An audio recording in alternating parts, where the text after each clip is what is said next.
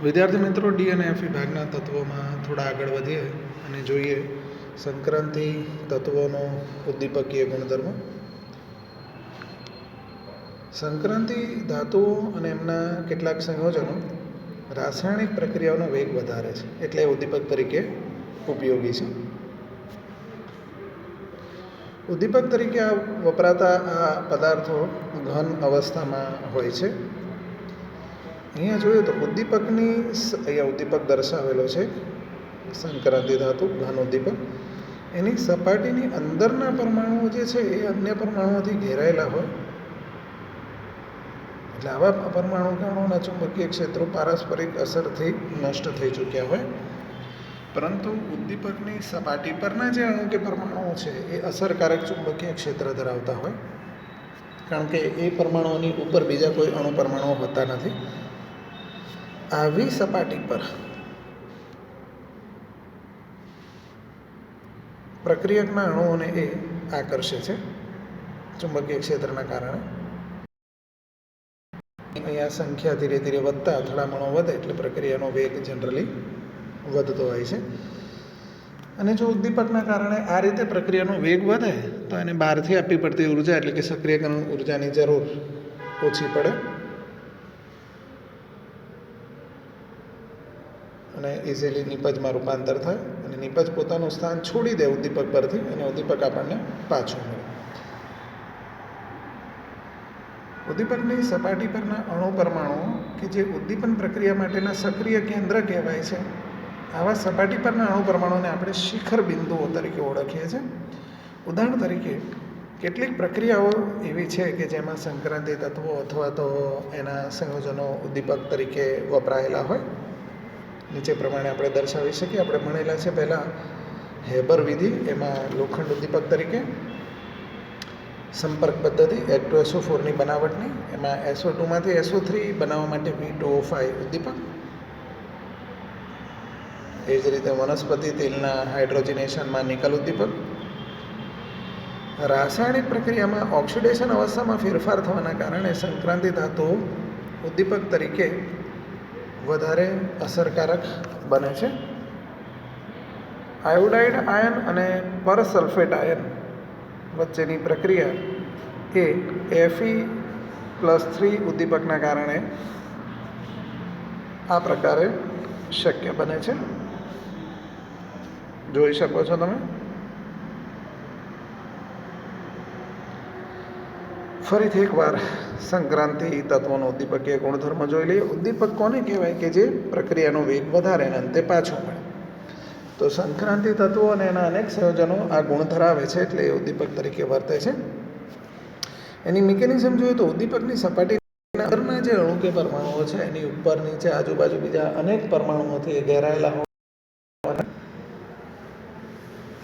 એના ચુંબકીય ક્ષેત્રો પારસ્પરિક અસરથી નષ્ટ થઈ ચૂક્યા હોય છે. પણ જે સપાટી પરના અણુઓ છે એમાં ચુંબકીય ક્ષેત્ર અસરકારક રીતે વર્તે, કારણ કે એની ઉપર બીજા કોઈ અણુ કે પરમાણુ હોતા નથી.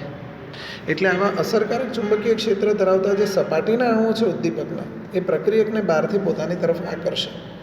એટલે પ્રક્રિયકના અણુઓની અહીંયા માત્રા વધે એટલે અથડામણો વધે એટલે વેગ વધે એટલે એનું નિપજમાં રૂપાંતર થાય. નિપજ પોતાનું સ્થાન છોડી દે અને ઉદ્દીપક પાછો મળે. આ પ્રોસેસ હોય છે. અહીંયા પ્રક્રિયા કરવાનો વેગ ઉદ્દીપકના કારણે વધે એટલે બહારથી આપવી પડતી ઉર્જા, જેને આપણે સક્રિયકરણ ઉર્જા કહીએ છીએ, એની જરૂર જનરલી ઓછી પડે. એવા કેટલાક ઉદાહરણો આપણે અહીંયા જોયા કે જેમાં સંક્રાંતિ તત્વો અથવા તો એના સંયોજનો ઉદ્દીપક તરીકે વપરાતા હોય. અન્ય એક ઉદાહરણ પણ જોયું, એ પણ તમે જોઈ લો.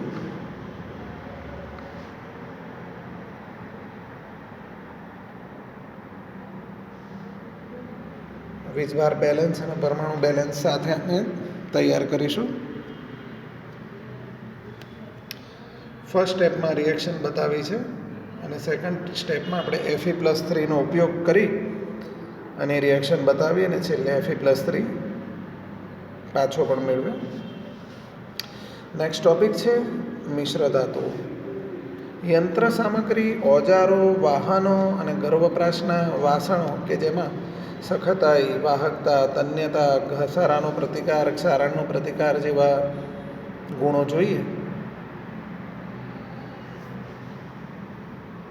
આ બધું બનાવવા માટે જે ધાતુઓ વપરાય છે એમાંની કોઈ એક ધાતુમાં તમામ ગુણો હોય એ તો શક્ય નથી.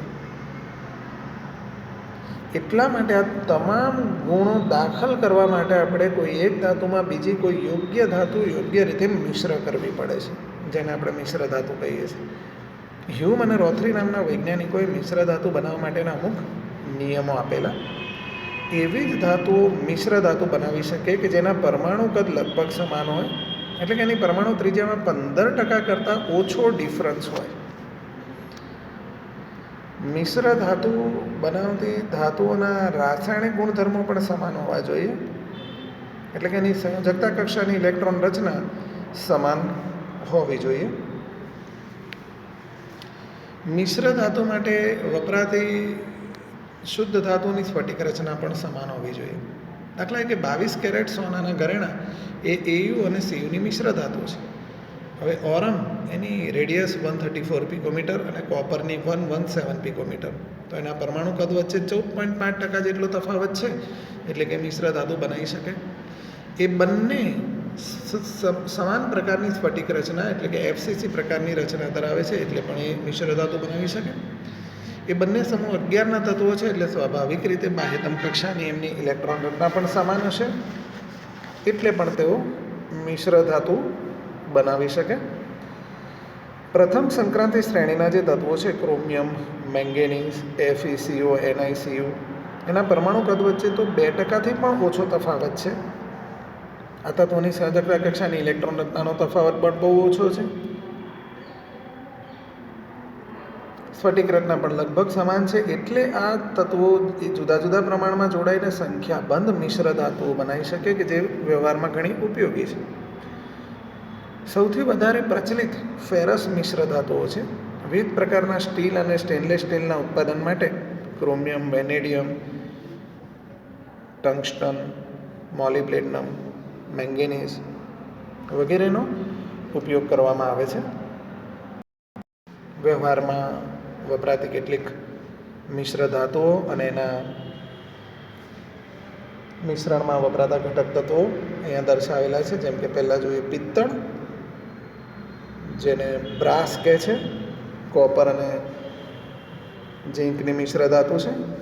પછી બ્રોન્ઝ એટલે કે કાંસુ, કોપર અને ટીનની મિશ્ર ધાતુ. ત્યારબાદ નિટિનોલ, નિકલ અને ટિટાનિયમની મિશ્ર ધાતુ.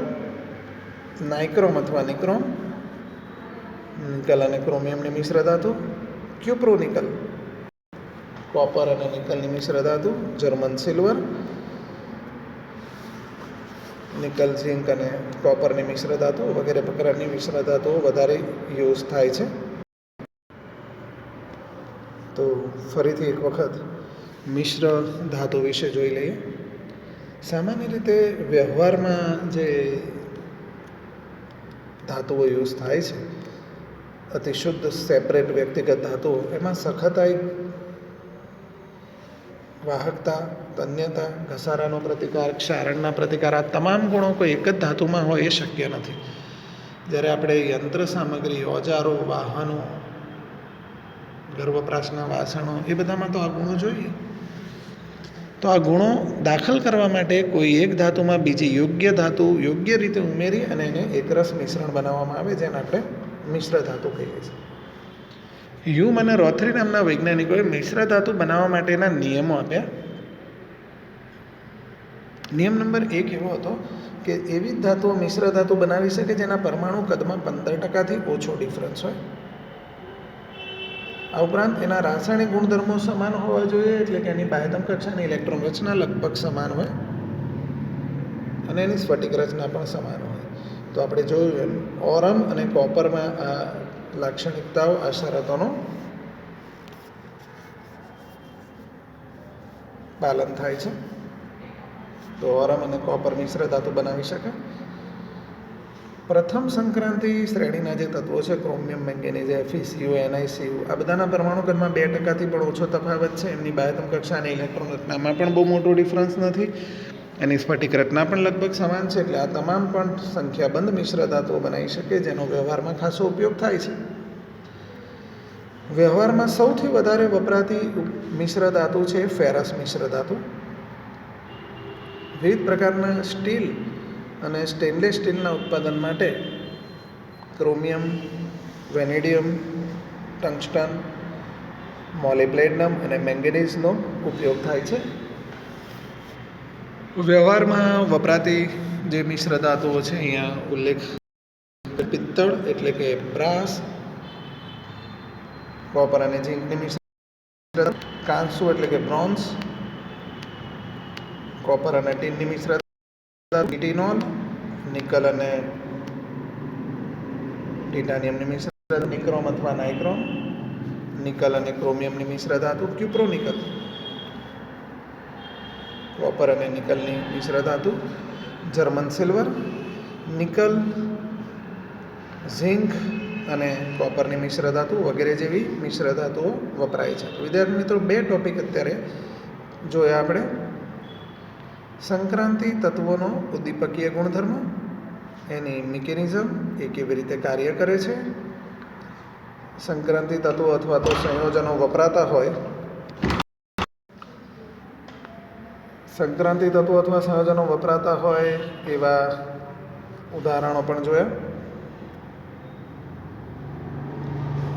એની મિકેનિઝમ પર જોઈ કે કેવી રીતે સંક્રાંતિ તત્વ અથવા તો એનો આયન આપણને પાછો મળે છે પ્રક્રિયા દરમિયાન, એટલે કે એનું સંયોજન પ્રક્રિયામાં ભાગ લે પણ અંતે પાછું મળે છે. મિશ્ર ધાતુઓમાં આપણે જોયું કે શા માટે મિશ્ર ધાતુઓની જરૂરત પડે છે.